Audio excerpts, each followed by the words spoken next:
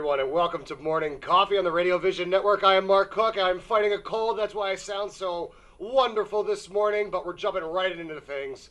On the Skype line right now, I have an author with me, and she is changing the fruit game. That's right, because her name is Madge Baird, and she wants to know, how do you like them apples? She wrote a cookbook, and we're bringing apples back. Let me tell you, fall comes with pumpkin and all sorts of stuff, right? But guess what? America's favorite comfort food has always been apples. It's always going to be apples.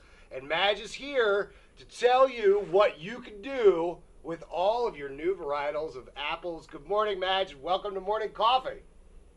Good morning, Mark. It's a pleasure to be with you.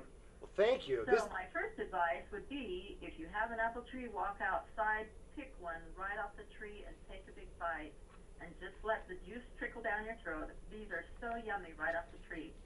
I don't know what varieties you have where you are, but in my little orchard, I have Red Delicious and Golden Delicious, and there's nothing better for breakfast than a fresh, snappy apple. You're so right about After that. that, I might come in and make some biscuits for lunch. I might make some quesadillas with apples and brie and chicken.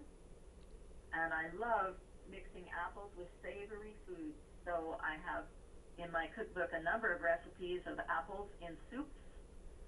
There's a pumpkin apple soup with bacon that's yummy. And there's a beef and apple soup if you like beef. This is really delish.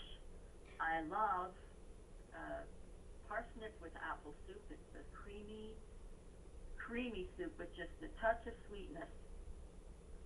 And so there are plenty of ways to use apples in savory dishes, also with meats, and then desserts as well. Well, I What had kind no. of apples grow in your area? Well, I'm in New Jersey, and you got to know that New Jersey, we're famous for our corn and our tomatoes. But I know we grow apples too. I just don't know exactly which varietals. Don't know what they are. But let's talk about the varietals of apples, because the growers have been, there's like new varietals of apples that are awesome, and they've got different flavors and textures and all this stuff. So tell me a little bit about the varietals of apples, because look, the book's got 75 recipes in it. I had no idea that apples were so versatile. I don't use all the apple varietals in these recipes. In fact, a lot of times I don't even recommend a type of apple or a varietal. I just recommend a sweet or a crispy depending on the recipe. So basically people can choose what apples grow in their area or what they can get at the market. But for me, my go-to apple is the Golden Delicious. I love that it's a little bit crispy, it's sweet, and it also breaks down well, not turns to mush, but it softens well when cooked in a pie. I love Red Delicious apples right off the tree. And during the winter, when I don't have apples from my own orchard, at the market I love to buy Gala. It's a variety that's, I think, available in most places throughout the country. But it's a red apple that also stays crispy. And so it can be used in salads year-round. It also cooks well. There are Jonagold, Rome, Macintosh, Pink Lady, Cameo, Fuji, Brayburn, all sorts of apples. And there are so many I couldn't even begin to name them. Yeah, But I think these are pretty common. yeah, it's amazing, and I want to just remind everybody that they could just jump on Amazon right now and search out either Madge Baird or How Do You Like Them Apples and grab the book, because the book is amazing. But look, Madge, we've always heard the saying that an apple a day keeps a doctor away, right? But you know, they used to say that it only keeps the doctor away if you throw it at him. But we know that apples have a lot of health benefits, so let's talk a little bit about some of those. Oh, they do. Research has linked consumption of apples or apple products with the prevention of Alzheimer's, asthma, breast cancer, colon cancer, heart disease, type 2 diabetes, and other diseases. It also helps because apples have so much fiber. The sugar is absorbed slowly into your system, so it helps keep your sugar level steady throughout the day or while the apple is digesting. Apples are cholesterol free, of course, and there's only 80 calories in an apple, so they can be weight management. And because you feel full after you've eaten an apple, you don't need to go have another snack. Lots of health benefits with apples. Well, I remember. I'm sorry, go ahead. I was going to say they also have a good amount of antioxidants. Well, I know my grandfather used to have an apple after every meal, right? Like that was kind of like the old school thing to do. And in my family, we're bringing that back because it is a nice way to kind of like finish off your meal with a little bit of sweetness, a little bit of flavor, right? And it just kind of brings everything out, and it's a really nice thing. But listen, I want to talk about something that happens to me all the time. My apples get brown and they go bad really fast. How do I stop that from happening? Well, when you cut your apples before you use them in your recipe, if you want to coat them in apple juice, 100% vitamin C fortified apple juice, then that should keep them from browning. I also find that the earlier in the season or the closer to the time they are picked from the tree, the less browning will occur. So you probably need to do this more after the apples are no longer fresh. But that's an excellent way to keep the apples from browning before you put it in your recipe or use it. Yeah, that's interesting. I never would have even thought of that. Apple juice. It's like it seems like a no-brainer, but it's something that people wouldn't think of that could work great. I know I'm running out of time here, but I got to know about this thing. This Buy an Apple, Help a Student campaign. This is helping to fund schools. What is this, Madge?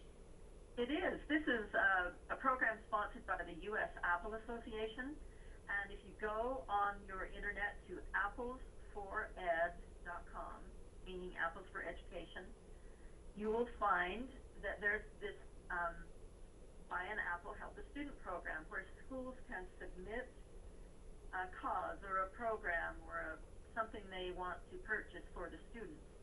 And then you can choose the way to vote is to get an apple, have somebody take a picture of you eating it, and then go on the website, tag one of your favorite causes, and then share that, and you can vote as many times as you want.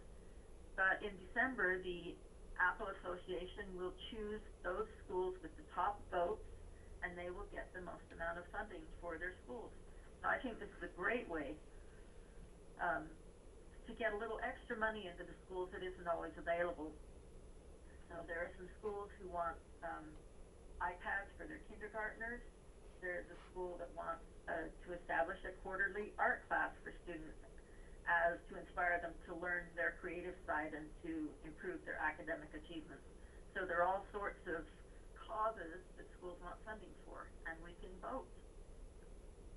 It's such a great program because look, we're helping to fund schools, but then we're also making sure that kids are eating apples and they're getting used to eating apples, and that's a good habit for them to start at a really young age because look, they're just good for you. Right. You've always heard of apples for the teacher, and now it's apples for the students as well. Everybody can enjoy apples.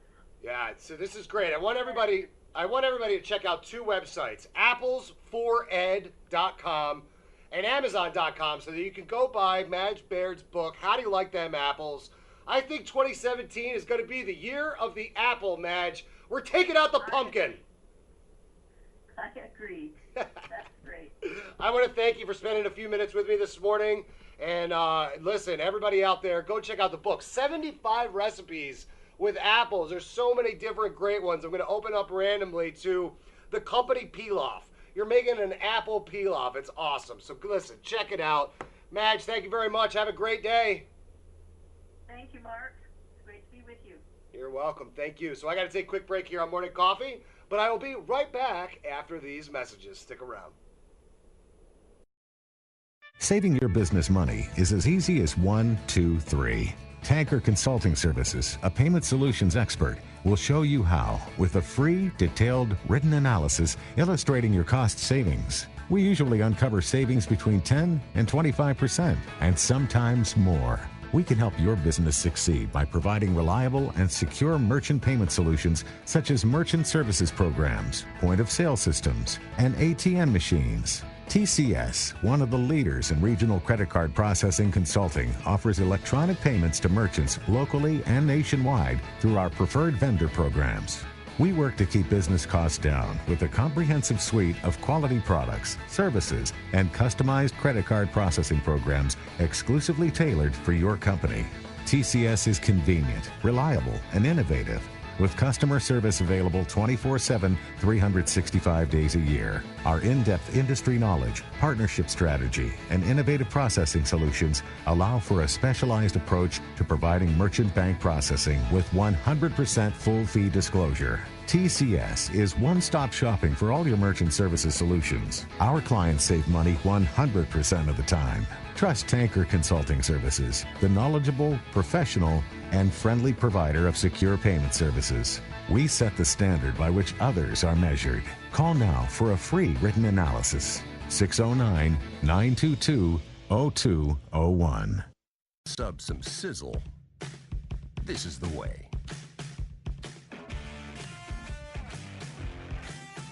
The way it's always been. The way it always should be. The way it always will be. Because that's just the way it's supposed to be. Jersey Mike's. Be a sub above.